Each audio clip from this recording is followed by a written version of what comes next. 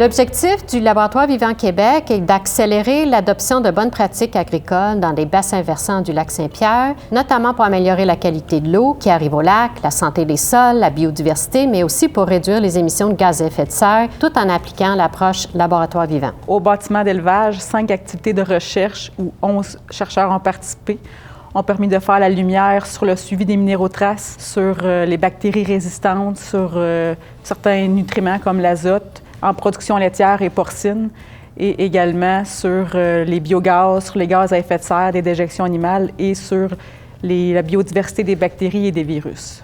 Donc, dans mon cas, j'ai participé au suivi des minéraux traces en production laitière.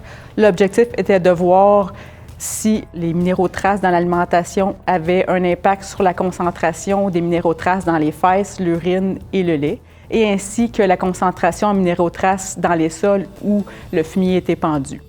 Une chose à retenir, c'est que plus on donne de minéraux traces dans les rations pour les vaches laitières, plus le fumier va contenir une grande quantité de minéraux traces. C'est ce que le projet Laboratoire Vivant a permis d'élucider.